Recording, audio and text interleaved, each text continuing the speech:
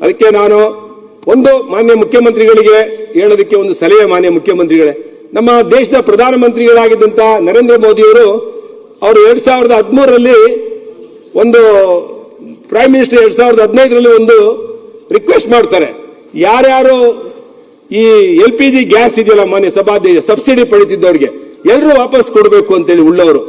ತಕ್ಷಣ ಅದಕ್ಕೆ ಪ್ರತಿಕ್ರಿಯೆ ಕೊಡಿಸಿ ಸುಮಾರು 1 ಕೋಟಿ ಜನ ವಾಪಸ್ ಕೊಡ್ತಾರೆ ಮಾನ್ಯ ಸಭಾಧ್ಯಕ್ಷರೇ. ಒಂದು ಹ್ಯಾಶ್ಟ್ಯಾಗ್ ಹಾಕ್ತಾರೆ, ಯಾರ್ಯಾರು ಗಿವ್ ಇಟ್ ಅಪ್ ಅಂತ, ಯಾರ್ಯಾರು LPG ಗ್ಯಾಸ್ಗಳನ್ನು ಅನುಕೂಲಸ್ಥರು ಪಡ್ಕೊಂಡಿದ್ರೆ ವಾಪಸ್ ಕೊಡಬೇಕು ಅಂತ. ಇಮ್ಮಿಡಿಯೇಟ್ ಆಗಿ ಮಾನ್ಯ ಸಭಾಧ್ಯಕ್ಷ ಒಂದೇ ವರ್ಷದಲ್ಲಿ 1 ಕೋಟಿ ಜನ ವಾಪಸ್ ಕೊಡ್ತಾರೆ. ಅದರದ್ದು ಎಷ್ಟು ಕೋಟಿ ಉಳಿತಾಯ ಆಗುತ್ತೆ ಅಂದ್ರೆ 5178 ಕೋಟಿ ಅದರಿಂದ ಸರ್ಕಾರಕ್ಕೆ ಉಳಿತಾಯ ಆಗುತ್ತೆ. ಅದಕ್ಕೆ ಅದು ಮಹಿಳಾ ಸಬಲೀಕರಣ ಅಂತ ಅನ್ಕೊಂಡಿದ್ದೇವೆ ನಾವು. ಆದರೆ ನರೇಂದ್ರ ಮೋದಿಯವರ ಒಂದು ಉಚಿತವಾಗಿ ಅಡಿಗೆ ನೀರಿನ ಸಂಪರ್ಕವನ್ನ ಬಿಟ್ಕೊಟ್ರು, ಅದನ್ನೆಲ್ಲರೂ ಬಡವರು ಕೊಟ್ಟರು. ಅವರು ಸುಮಾರು ಏನು 1 ಕೋಟಿ ಜನ ಬಿಟ್ಕೊಟ್ರು ಉಳ್ಳವರು, ಅಷ್ಟು ಜನ ಬಡವರಿಗೆ ಅದನ್ನ ಕೊಡಕ್ ಸಾಧ್ಯ ಆಯ್ತು. ಆದ್ರೆ ನಮ್ಮ ಸಿದ್ದರಾಮಯ್ಯನವರಿಗೆ ಇವತ್ತು ಅದನ್ನ ಹೇಳೋದಕ್ಕೆ ಹಿಂದೆ ಮುಂದೆ ನೋಡ್ತಿದ್ದಾರೆ. ಯಾವುದೇ ಒಬ್ಬ ನಾಯಕ ಹೇಳಿದ್ರೆ ಅದಕ್ಕೆ ವಿಶ್ವಾಸ ಇರಬೇಕು, ಆ ಮಾತಿನಲ್ಲಿ ಮತ್ತೆ ಕ್ರೆಡಿಬಿಲಿಟಿ ಇರಬೇಕು, ವರ್ಚಸ್ಸು ಮತ್ತು ವಿಶ್ವಾಸ ಎರಡೂ ಇರಬೇಕು. ಸಿದ್ದರಾಮಯ್ಯನವ್ರಿಗೆ ಏನ್ ಭಯ ಅಂದ್ರೆ, ನಾನು ಹೇಳಿದ್ರೆ ವಾಪಸ್ ಕೊಡ್ತಾರಾ ಇಲ್ವಾ ಜನ ಅನ್ನೋದು ಒಂದು ಕ್ವಶನ್ ಮಾರ್ಕ್ ಇದೆ. ಕ್ರೆಡಿಬಿಲಿಟಿ ನನಗಿದೆಯಾ ಅಂತ ಹೇಳಿ. ಯಾಕೆಂದ್ರೆ ಸಿದ್ದರಾಮಯ್ಯನವರು ಯಾವಾಗಲೂ ಕೂಡ ತುಷ್ಟೀಕರಣ ರಾಜಕಾರಣಕ್ಕೆ ಹೆಚ್ಚಿನ ಒತ್ತನ್ನು ಕೊಡ್ತಾರೆ. ಕರ್ನಾಟಕದ ಅಭಿವೃದ್ಧಿಗಿಂತ ತುಷ್ಟೀಕರಣ ರಾಜಕಾರಣಕ್ಕೆ ಹೆಚ್ಚು ಒತ್ತು ಕೊಡೋದ್ರಿಂದ ಜನ ಅದನ್ನು ಬಿಟ್ಕೊಡ್ತಾರ ಇಲ್ವೋ ಅನ್ನೋದು ಒಂದು ಕ್ವಶನ್ ಮಾರ್ಕ್ ಆಗಿ ಉಳ್ಕೊಂಡ್ಬಿಟ್ಟಿದೆ. ಅದಕ್ಕೆ ಇವತ್ತು ಧೈರ್ಯವಾಗಿ ಇರುವಂತಹ ಎಲ್ಲ ಸಚಿವರು DK ಶಿವಕುಮಾರ್ ಅವರು ಇದ್ದಾರೆ, ಮತ್ತೆ ಕಾಂಗ್ರೆಸ್ ಶಾಸಕರಿದ್ದಾರೆ.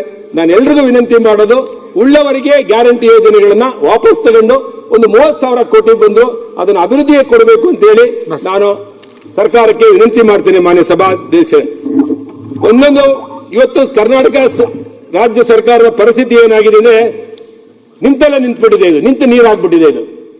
ನಿಂತು ನೀರಾಗಿರೋದ್ರಿಂದ ನಾನು ಅಭಿವೃದ್ಧಿ ಪಥದಲ್ಲಿ ತೆಗೆದುಕೊಂಡು ಹೋಗ್ಬೇಕು. ಇದಕ್ಕೆ ಅಭಿವೃದ್ಧಿ ಪಥದಲ್ಲಿ ತಗೊಂಡು ಹೋಗ್ಬೇಕು ಅಂದ್ರೆ ಈ ಗ್ಯಾರಂಟಿ ಯೋಜನೆಗಳನ್ನ ಮರುಪರಿಷ್ಕರಣೆ ಮಾಡಬೇಕು ಅಂತ ಹೇಳಿ ನಾನು ವಿನಂತಿ ಮಾಡ್ತೇನೆ. ಆದ್ರೆ ಗ್ಯಾರಂಟಿ ಯೋಜನೆಗಳನ್ನ ಉಳಿಸಿದ್ರೆ.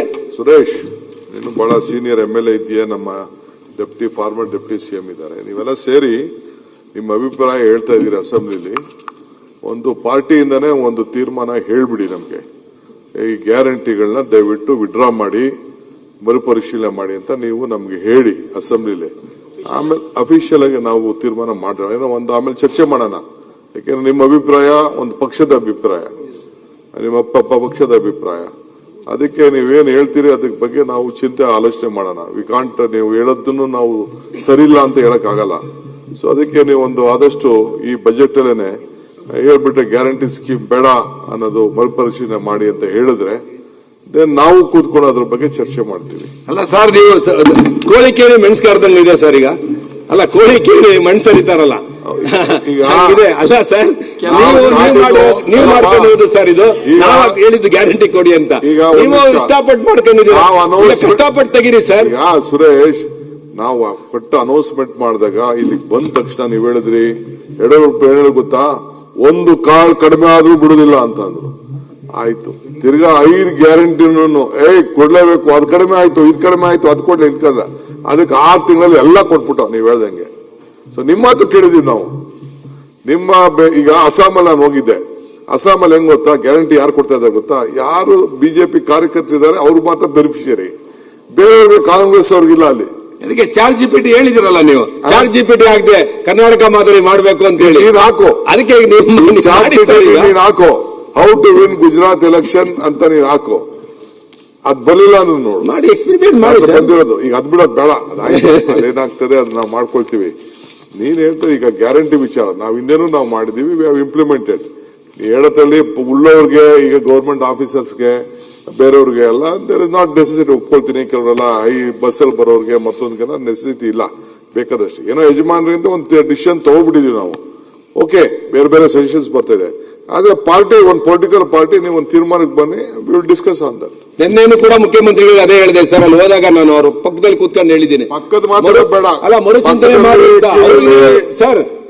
ಇದು dim light meeting, day light meeting, ಬೇರೆ ಬೇರೆ ಮೀಟಿಂಗ್ ಅಲ್ಲೆಲ್ಲ ಬೇಡ, ನಮ್ಗೆ ಅಭ್ಯಾಸ ಬೇಡ. ಏನಿದ್ರು ಸಭೆ, ಜನ, ದೇಶ ನೋಡ್ಬೇಕು. ಅದೇ ಅಫಿಷಿಯಲ್ ನೋ ಇದನ್ನ ಎಕ್ಸ್ಪೀರಿಯನ್ಸ್ ಮ್ಯಾನ್. ಏನ್ ನಾವು ಕೊಟ್ಟಿದ್ದೆಲ್ಲ ನೀವು ಇಂಪ್ಲಿಮೆಂಟ್ ಮಾಡಂಗ್ ಹೇಳ್ತೀರಾ. ನೀವು 74 ಲಕ್ಷ ಕೊಡಕ್ಕೆ 3 ವರ್ಷ ಆದ್ರೂ ಕೊಟ್ಟಿಲ್ಲ ಸರ್. ನೀವು ಏನ್ ಸರ್ ಮಾಡಪ್ಪ, 76 ಕೋಟಿನೇ ಕೊಡೋಣ ಮಾಡು. ಕ್ಷಣ ಕ್ಷಣದ ಸುದ್ದಿಗಳಿಗಾಗಿ ಫ್ರೀಡಂ ಟಿವಿ ಸಬ್ಸ್ಕ್ರೈಬ್ ಮಾಡಿ, ಲೈಕ್ ಮಾಡಿ ಹಾಗೂ ಫಾಲೋ ಮಾಡಿ. ಹೊಸ ಸುದ್ದಿಗಳ ನೋಟಿಫಿಕೇಶನ್ಗಾಗಿ ಬೆಲ್ ಐಕಾನ್ ಮೇಲೆ ಕ್ಲಿಕ್ ಮಾಡಿ.